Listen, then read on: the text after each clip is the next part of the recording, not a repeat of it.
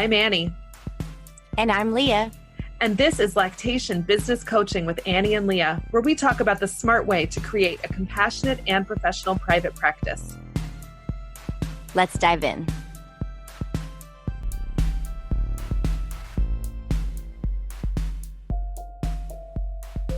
Hi there. Welcome to our bonus episode. This bonus episode is actually one of the first deeper dives that Anna and I did together. We're delighted to share it with you. Enjoy. Thank you for joining this deeper dive into imposter syndrome. I don't know how many times Leah and I have said the words, I'm really terrified. What if this is a disaster, as we've been preparing? So I think that's probably why we picked imposter syndrome, because we have it and we're we're scared. We hope it really goes well for all of you guys and everybody. So we're doing these deeper dives as a way to help people participate more, build a community around this whole thing, virtually, so that we can get to know each other better and talk in more details. So the way we're going to do this is we've got some questions, like interactive discussion questions. We've prepared some content, did a bunch of research. So Leah, I'm going to hand it over to you to start us off with just a brief centering exercise. So you came here to spend this time because you are important and you're trying to do something really valuable for yourself. So I just wanted to give us a few minutes to think about your environment around you right now. Are there any distractions that you could remove? If you want to turn off your phone or the notifications, just give yourself a minute to think through, is there anything that's going to be dinging and distracting you in this time that we have together? And then just collectively, I thought we could just, bring ourselves more present, just taking everybody a few just nice deep breaths. Let's just do 3 just nice deep, we're coming to this moment together breath. So let's just breathe in deep. And sometimes it's really nice to do a sigh with that. Just brings you really low into your body. One more time. Good. And let's just do one last time. Okay, we're all here. Everybody's present and ready to honor yourself. Obviously, if you're here, you might have thought, gee, I want to know something more about this imposter syndrome. Or maybe you've heard about it and feel like, yeah, I'm pretty sure I'm a fraud in some of my aspects of the work that I'm doing. In our research, Annie and I had found this just fantastic book that we'll be referring to quite a bit. And if you get a chance, I think everybody should read it, but it's called The Secret Thoughts of Successful Women. It's all about imposter syndrome. And one of the things that we thought was really helpful we could start with is I'm just going to read a few questions to kind of give you a sense of what imposter syndrome might look like. And sometimes it looks like different for each person. And we'll go a little bit into the types of imposter syndrome, how it kind of shows up differently for everybody. But just going to real briefly ask these questions. And if you want to say like, oh my gosh, yes, that's me. Or just think to yourself like, okay, I've got 4 of those for sure. So let me just read this real quick for you guys. Do you chalk your success up to luck, timing, or a computer error? Anybody? Do you believe if I can do it, anybody can? Like maybe this isn't as hard as it really looks. Do you agonize over the smallest flaws in your work? That is like, I'm raising super high on that one. Are you crushed by even constructive criticism, seeing it as evidence of your ineptness? 100%. When you do succeed, do you secretly feel like you fooled everyone again? Definitely. And do you worry that it's a matter of time before you will be found out? So I think we're pretty much all on board that imposter syndrome is definitely something that is showing up for all of us. So real quickly, I just wanted to give a quick overview, just what is imposter syndrome. Now we kind of get like maybe some of the feelings that might be behind it, but just to give you a tiny bit of information, technical information. So first and foremost, it's not a syndrome technically in the sense of you can't look it up in the DSM and find it as something that could be diagnosed. it is researched back in the 1970s based on women entering the workforce and feeling, the researchers really felt like this was probably something that every woman in the workforce was starting to feel like.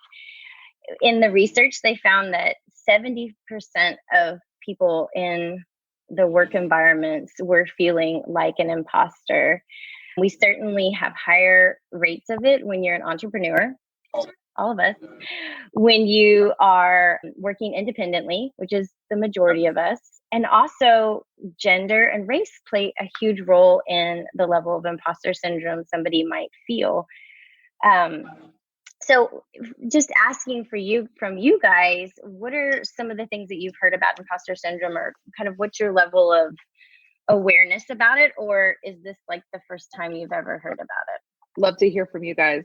I guess this is the first time that I've heard a name associated with it, but I've definitely felt it my whole career, not just with lactation, but I've started off as a labor and delivery nurse. So for sure felt like, it's that feeling of waiting for the other shoe to drop. Like, yep, here it is. And that's so unnerving because it's like it leaves a level of anxiety behind your work, when you're thinking about it like that. How about you? Who else was going to share? I can definitely relate. I also had never heard of the actual term, but working on the high-risk postpartum unit years ago, I used to regularly pray on my way to work that I wouldn't kill anyone. Because that's just how I was like, because I was working with sick moms. So I'm glad I'm not there anymore. I have more confidence now, and I'm not working with sick moms, but I still feel insecure. Yeah, I think that's like, I can really relate to that as far as my fear of having the stakes be that high probably held me back from considering a lot of professions when I was younger, just being like, I'm not the person for that. But, is that, real or not? But it's definitely, people who do take that make that career choice, like Lynette and Courtney have done, to work in professions where, you are working with sick people and the stakes are high, like that. There's not so much like that the risks of making a mistake are so high, but we're wondering, like, some of this research is showing that that feeling affect women more than men. And there was this great quote in the book where she's quoting another author from an article that was written in 1992. And she says, men try not to get bogged down by petty considerations such as, do I know anything about this subject? Or is what I have to say interesting? They take a broad view of questions, treating them less as requests for specific pieces of information than as invitations to expand on some theories, air a few prejudices, and tell a couple of jokes. Some men seem to regard life as a talk show on which they are the star guest. If you ask, what is the capital of Venezuela? They hear, so tell us a bit about your early years, Bob. So you see, like, and I've definitely seen that, like, the difference between, I used to teach in the classroom, and I would see a very stark gender difference between how my male students would answer questions and how my female ones would answer questions. The male students would raise their hand whether or not they knew the answer, just to be a part of the conversation. And I saw a lot of the female students not raising their hands at all, even when I knew from reading their work that they absolutely knew the answer and that they would have something really valuable to contribute.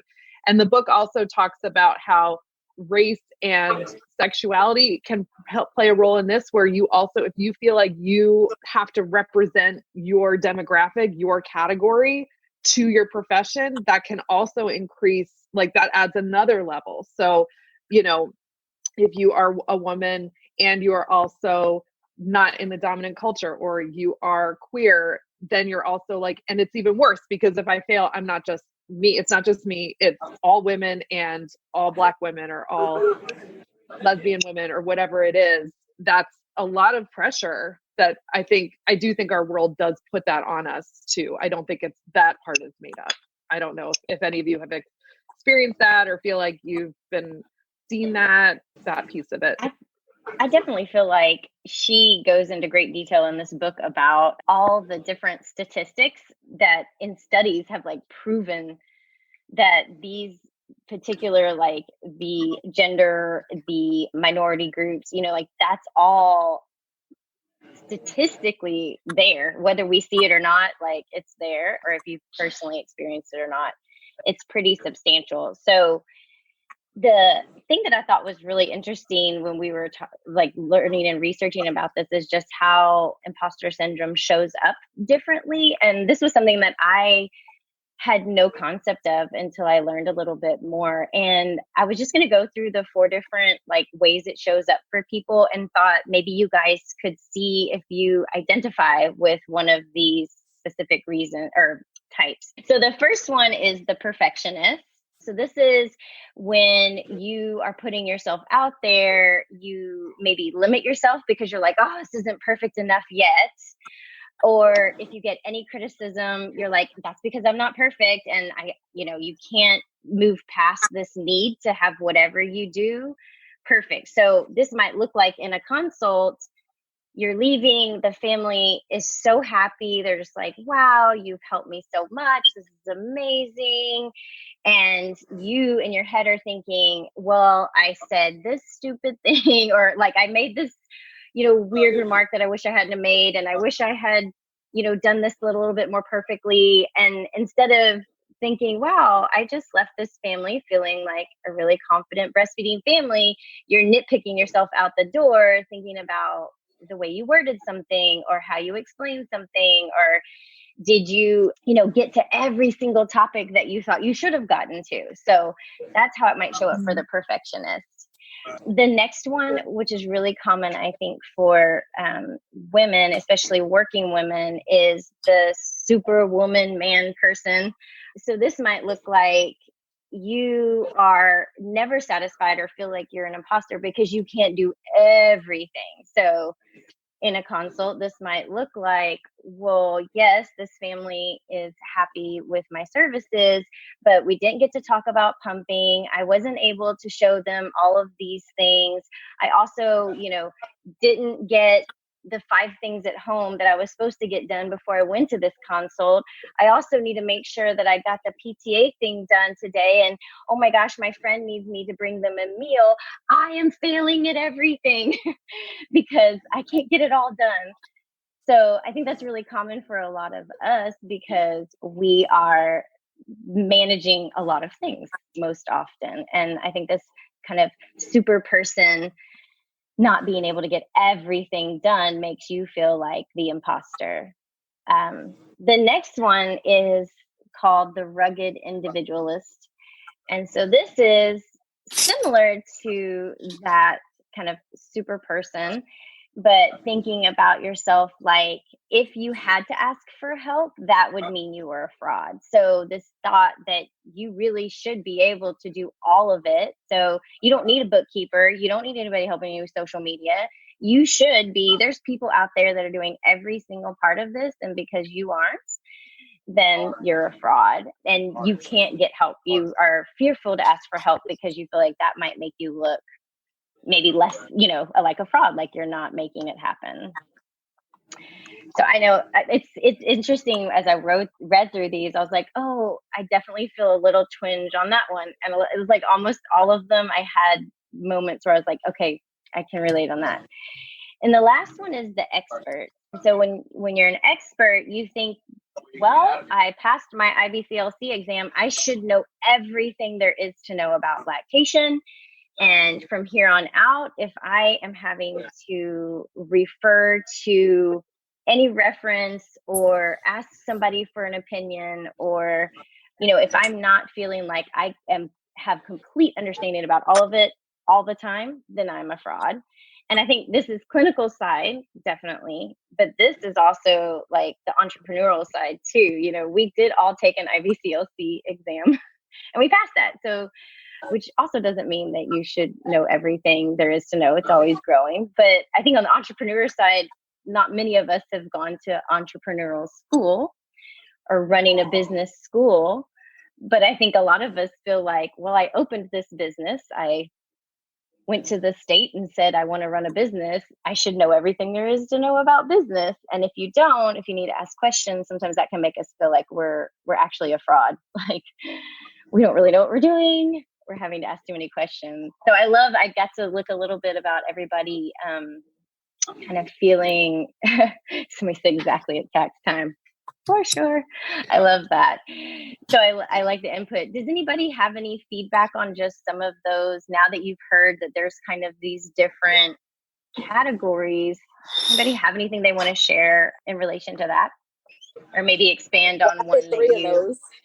Oh, yeah. I All have right, three Courtney. of those for sure. The rugged individualist is definitely not me. I have somebody doing social media, like thankful that Annie has her toolkit and, you know, all the things that she does. But yeah, the rest of them, the perfectionist, the superwoman, only because I have to, like, with especially family stuff. Like, we don't have family here, so it's just me and my husband with the kids. And if I don't do it, it doesn't get done. And then again, being the expert, I feel like these people, or, you know, the clients are looking at me as the expert, and you should know, and you should be able to solve my problem. So that's a lot of pressure. I don't know. When it's you're like, oh, I hate that when you're in the moment and they ask you like a really tough question. You're like, and you're like, don't want to stumble and seem like you don't know, but you're like trying to go back through all the things I studied.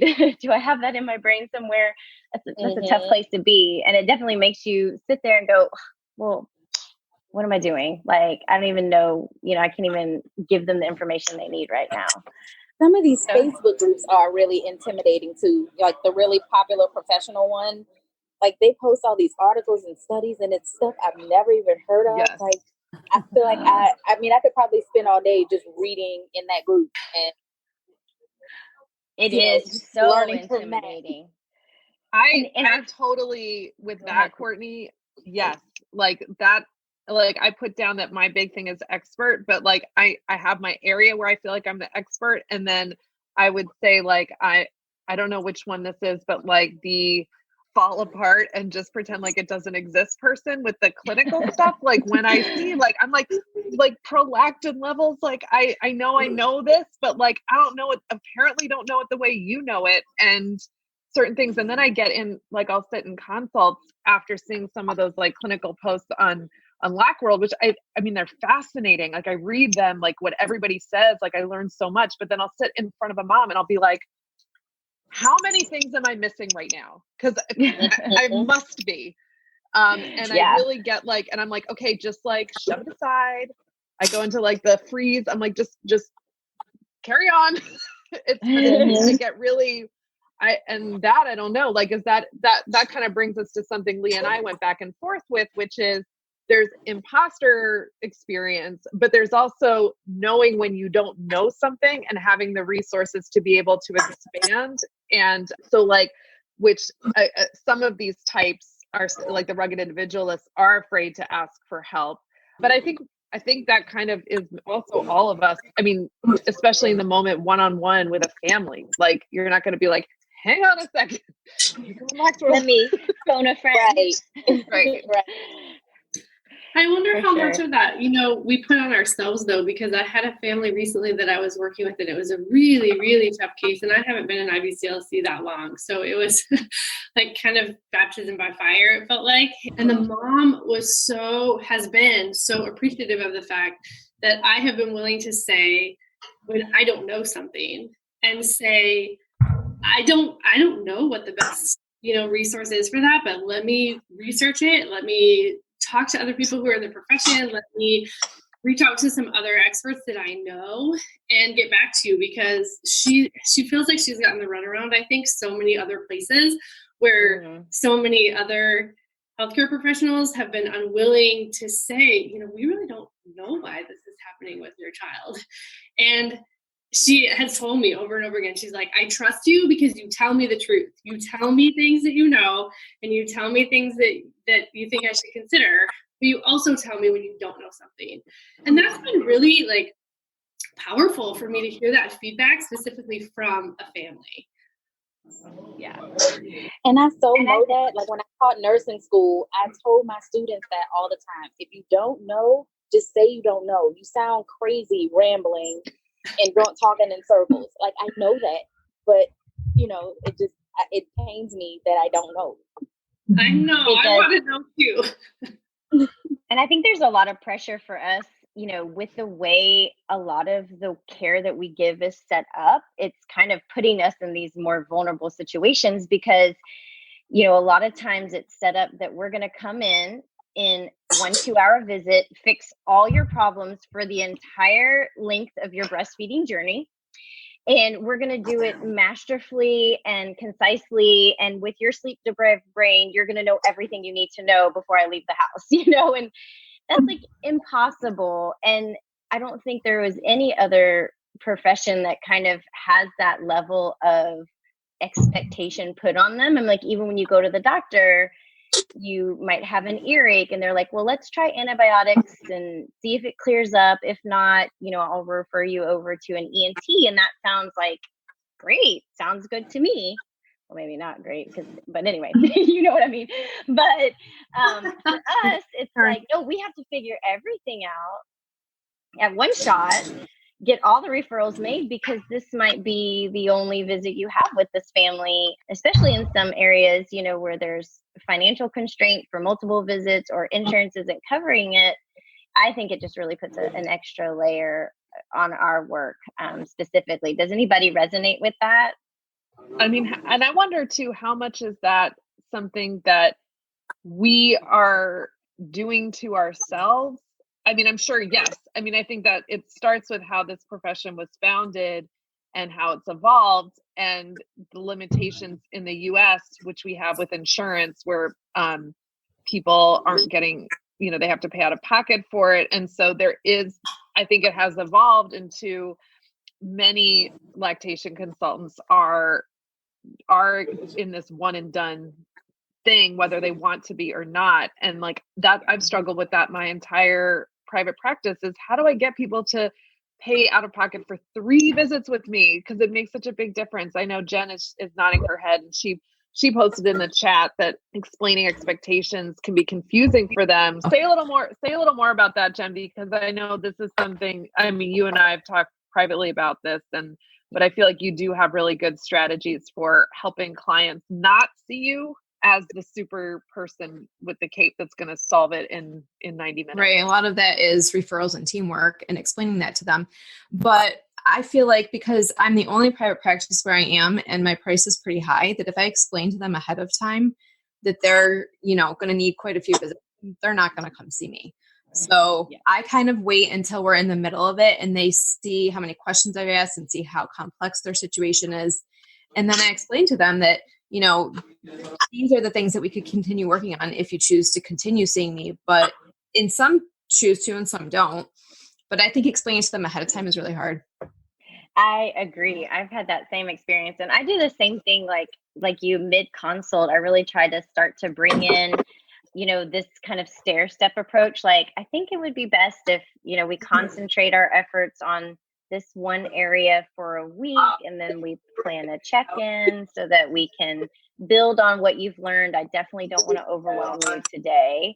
That might be a nice way to segue into this need for our profession to kind of look a little differently in the way that we give our care, so that we don't get left with these really big feelings that feel like this imposter syndrome or this fraud, because we can't really live up to the expectations that a lot of families hold for us. So you know what else is so interesting about that? Please. When you were saying that, I couldn't help but think that, like, not only is that good for us as practitioners, but that's also really important for our families to hear that they need to set realistic expectations for themselves, and that they can work maybe on one piece at a time. Because I feel like sometimes we try to throw so much at them all at one time that it's overwhelming to them and to us. I so absolutely agree. Totally. And I definitely, especially in the early years of my practice, I really was just being like, okay, I'm going to tell you everything, and I'm not going to leave here till I explain how starting solids work. So your 4-day-old will be ready. And that is, and I mean, I still have that tendency now. Like they'll, I'll be putting my shoes on and they'll be like, can I just ask you one more question? It's about like something months away. And I'm like, well, I'm here. I don't want you to hate me if I don't answer your question. Right. And I think that like for me, and maybe for others of you, it's the imposter syndrome. I default to, I guess, because I'm the expert, is that if I don't immediately show that I have mastery over anything you ask me, you're going to hate me. And then you're not going to do anything that I recommended because I've completely lost credibility with you. And then you're not going to achieve your breastfeeding goals, and it's going to be 100% my fault. So why am I even here? And so I'm like, so I better make sure I prove my value. And it's like not even about the money anymore, but it's about like, I just have to make you like me and believe me. But I think that goes into what Leah and I were researching in the book about how this imposter experience holds you back. So like that would be an example of one of the first ones that we found, which was this limiting belief. So like, you have a limiting belief where you think I'm only this certain way. It's also called a fixed mindset. And if I'm always like, if I don't live up, they're going to hate me. That is a limiting belief because it doesn't allow me to follow what Jen is saying and what others are saying, that if I am upfront with them and say, we're not going to do all of this right now because we can't, like, it's not, I can't do it for you as a clinician. Not healthy for you as a mom, family, to try to do all this at once, then that moves me into this potential area where we could have better breastfeeding outcomes because we're looking over time and not just like, I better make you love me before I leave. Absolutely. So interesting. Yeah. I think one of the things is that just having experience some of this helps so much, because I can remember when I started and there was so many of these feelings I had. And then as the years have gone by and I've worked through a lot of these things, and honestly, a lot of it was in therapy because it's so many feelings of not being good enough. And I think we all experience a lot of that in a lot of different areas. But when you apply it to your business and your career and something you're so passionate about, it's really an evolution, and it's not something that it's just going to change overnight. And it's something you have to work on. Annie's seen years of me like raising my price and like really having to justify it. And I'm pretty high for my area right now. And I still feel like, well, I've got to give them their money's worth. But I also feel like I really do, even if I don't give them every single thing in the moment. And it took a long, long time for me to get there. So for all of you guys that are a little bit more new at this, like, it takes time, and that's okay. And it's super awesome that you're learning to pay attention to these things now, because I think if somebody had told me about this, I'd probably been more in kind of I hate to say self-help, but just like more personal awareness of like, how is my mindset affecting my life, that kind of thing, for the last like 2 or 3 years. And in that, I think, God, all the years that I spent kind of torturing myself could have been resolved, or like I left behind so much sooner than if I had had this information ahead of time. So I think it's so great that we're getting to share and kind of help shape the journey that you might have if you're newer in on this theme. Some of the other things that imposter syndrome might do to kind of limit you is it definitely can stifle your confidence. So if you've had a bunch of really kind of hard visits that left you feeling like a fraud, then you might even walk into the next visit kind of already less confident, already questioning yourself before you even heard what the problem is, or you read the problem in their intake forms and you're like, oh, this is probably too hard. But what if I don't know how to help them? So I think it also, if you have some things that you want to do with your business, because I think we also have a lot of imposter syndrome, not just around clinical things, but around our business, like marketing and putting yourself out there in that way.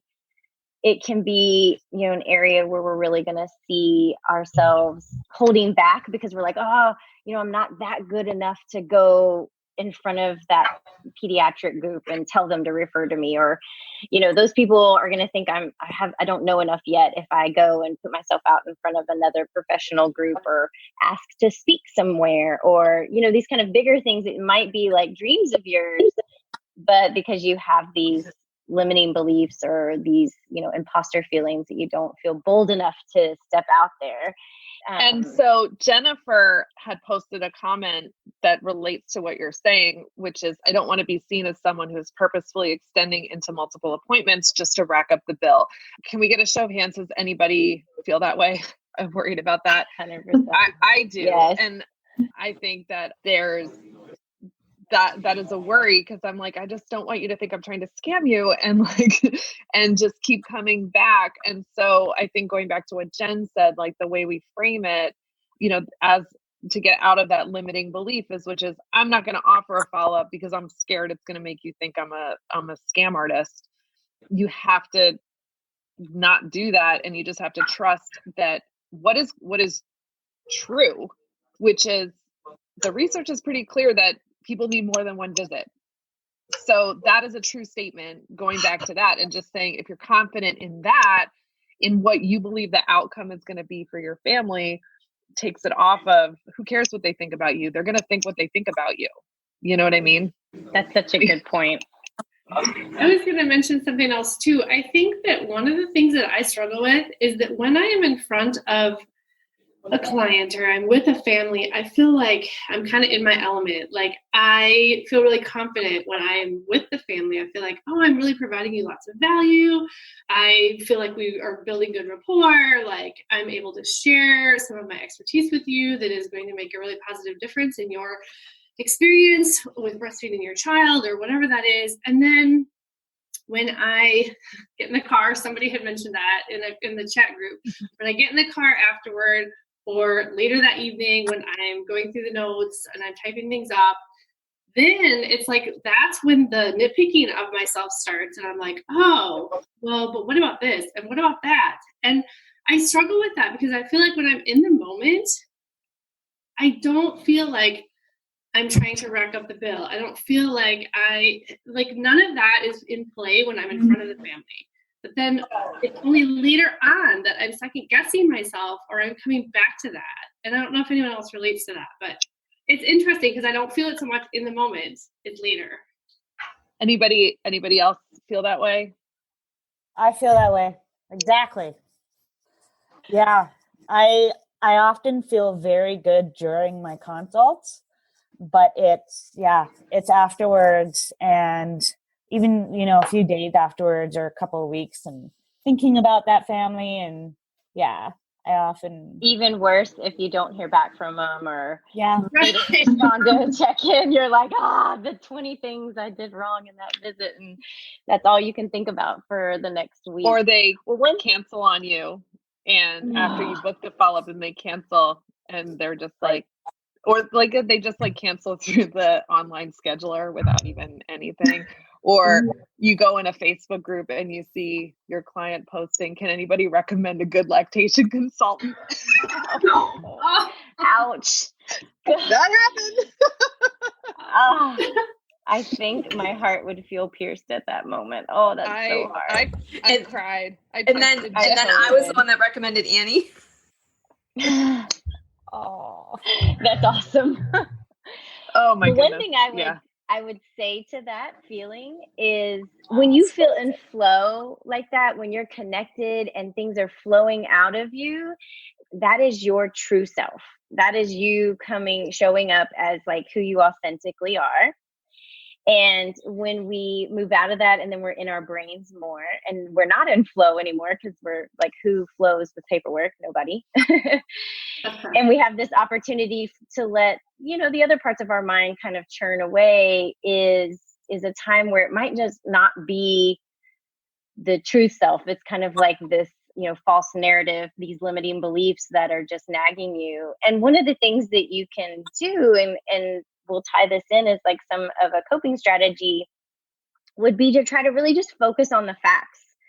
Like, did I leave the consult feeling like this family was served well? Well, the fact is, yes. Right when you are walking out that door, The fact is, yes. Is there always something that we can learn?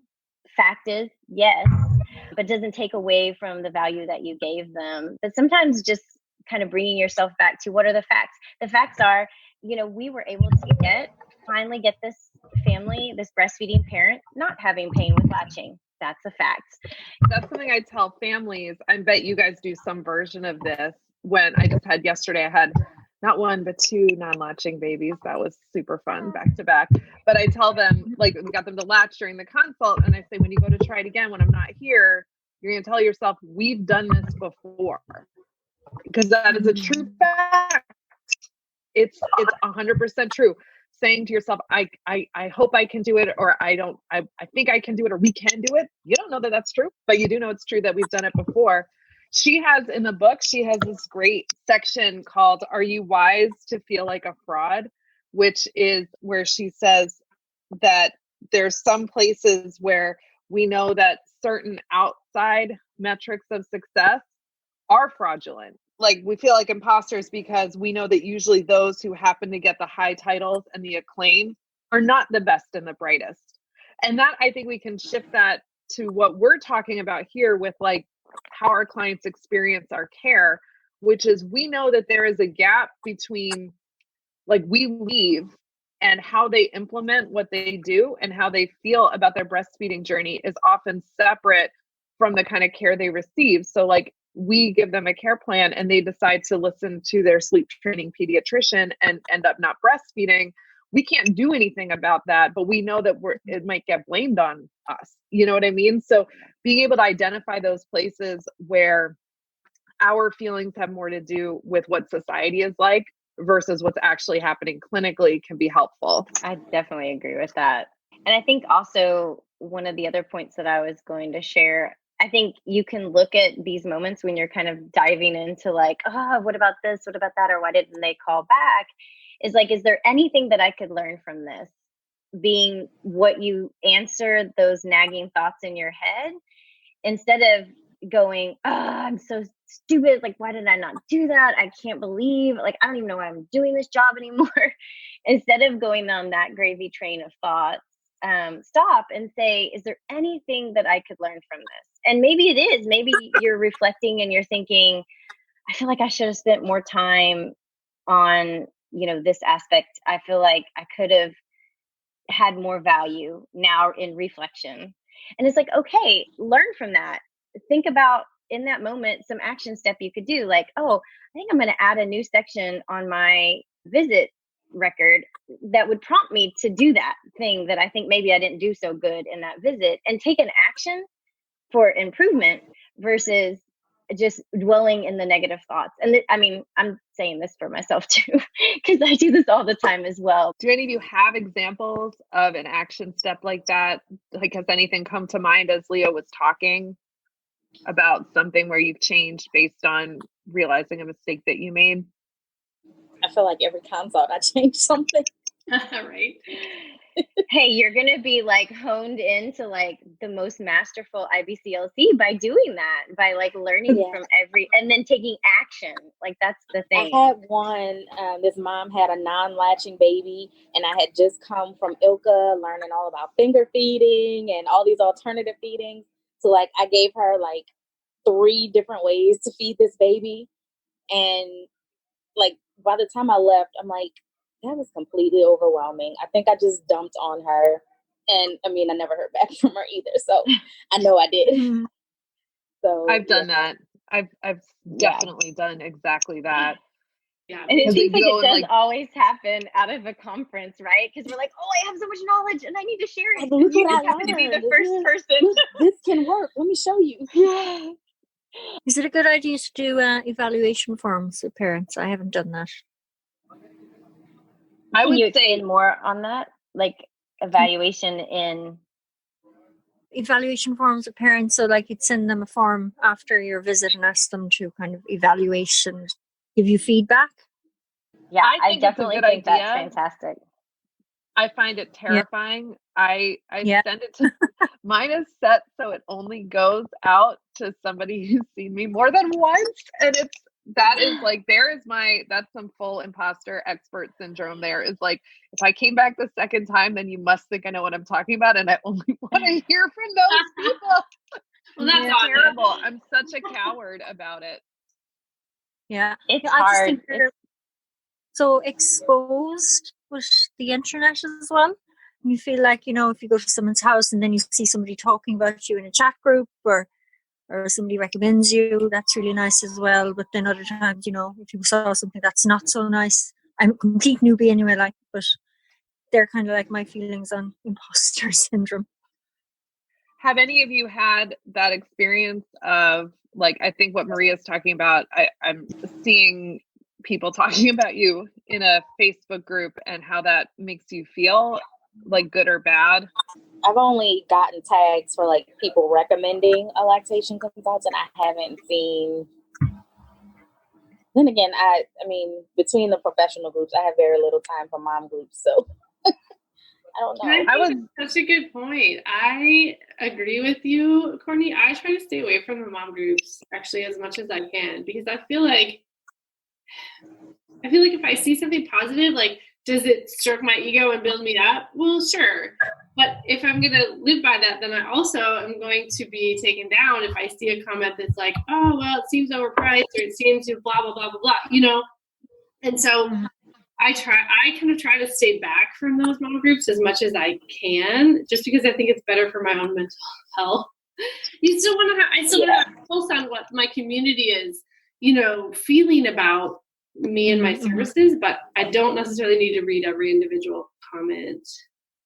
And I will mention too, Maria, I do give feedback forms to all of my people that I consult with, and I do it for every single visit. And I have been very, very thankful that I've done that, because I've gotten a lot of really positive comments and people willing to give me testimonials, but I've also gotten some really valuable feedback too. And similar to what I think Courtney was talking about, I had a situation very early on, one of the very first consults that I ever did, and I think I totally overwhelmed this mom with lots of stuff, and she commented on that in the feedback form, and I was like, yep, that's what I thought about my own self when I was personally reflecting on it. And she was able to corroborate, like, yes, that is what I felt. And that was beneficial for me to know that, even though it may not have felt the best, like, it was still beneficial, and it informs how my practice will be better going forward. Mm-hmm. I know, I'm just wondering, with the evaluation forms, how long after a visit would you send them? I send mine 3 days after. When and I'll put that when I took on a subcontractor in the fall, and she was doing some training consults with me, and I had those go the day after, because we wanted to get feedback on, like, we all needed to see how did it go. She had a lot of questions about how the consults went, and so we had those go out a day after. I don't know if I've noticed, like, what timing makes sense, because I go back and forth, because I also send out satisfaction surveys when people hire me for, like, website and customization, and those I have set to go out like a couple weeks later, because I'm like, the day after we finish working together, it's like everybody's still like, okay, let me just see how it goes. And so sometimes I want to give them some time, but then, like, with the breastfeeding moms, I don't know, I feel like I need more close, and it's also an opportunity to invite them for a follow-up. I don't know. Has anybody found a good timing for those kind of feedback requests? How do you get them to actually fill it out? Like, it goes out. But yeah, I wish I knew. Yeah. Yeah. Is there a template for that, Annie? Yeah, I do have that in the toolkit. There's a G Suite template and Office 365, and then if you use intake forms, there's one as part of my intake forms package. So if you need those, I have those. Yeah, cool. Yeah, thanks. you can email me if you're missing anything. Okay. Here's to piggyback on that. So getting feedbacks from clients is one thing. And I love what Jennifer said about staying out of the mom groups. That was a big lesson I learned, because it is like the ones when they say, I do not recommend Annie Frisbee. She didn't help me, and she didn't help my neighbor either.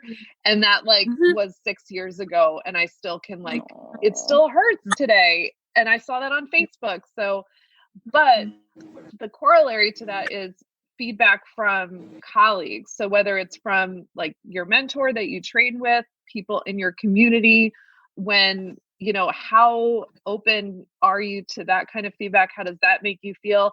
I'm actually like getting like cold prickles thinking about it, and the reason it came up for me was that we have a WhatsApp group here in New York City, and somebody posted on there yesterday saying, what do you think is the best way to approach a colleague to give them feedback, something that you want to talk with them? We were like, is it email, is it text, is it phone? And I was like, is it me? I would think too. I would totally think the same thing. I would assume it probably was, Yeah. Right. Aw. Well, we wanted to give you guys just some ideas and we've already talked through a lot of ideas here for these coping strategies. And I think it's really important that you have, just like we give parents lots of tools in their toolbox for different scenarios, I think it's helpful for us to have in our toolbox when you really are faced with these feelings of being a fraud or not feeling like you're living up to it, you're an imposter, that we have some tools. So sometimes those tools might look different depending on what your kind of type of imposter syndrome you are. But one I really have found super helpful for myself is to have like a build me back up, or a facts folder is another way you can think about it. And this could be reviews that you've received, like print them out, put them in a folder, any cards you've gotten back from families that have appreciated your work, anything that you've accomplished, like all the classes you've taken, make a little list and have them in this folder. And when you're in that moment of like, oh my gosh, I totally don't know what I'm doing, I'm quitting, this is it, I'm done. You can have a way to build yourself up without feeling like, okay, I'm going to sit here and tell myself I'm such a lactation consultant, because that will feel disingenuous, because you're just like, false affirmations that you're not really connecting with. But if you can connect with people who have really benefited from your services, I think it's helped me a lot in times where I've just like, you've had like 5 visits that week that just felt like you had no idea how it was going to turn out, or, you're really down on yourself. I have definitely referred back to this folder of mine, and it's made a big difference in just reminding me, like, what are the facts? The facts are, I might not be a perfect lactation consultant 100% of the time, but I have brought value to all these people. I have evidence of that. It's like giving yourself evidence. I have evidence that I've taken 26 classes on different topics about being a lactation consultant. Like, I can sit in that evidence, versus my big imagination will lead me down some pretty catastrophizing scenarios if I just sit with that, but if I can, like, okay, just the facts, let me find just the facts. So, and one true fact that you can tell yourself, which is, this is something she tells us in the book to do, which is, you are already a risk taker. Just by like living in this world, you're a risk taker. But for us as a group, we took a risk when we examined for the first time. We took a risk that we were going to fail and not become an IBCLC like we wanted to.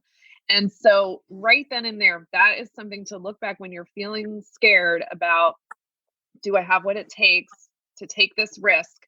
Just to say, I am a risk taker. That is a proven fact in my life.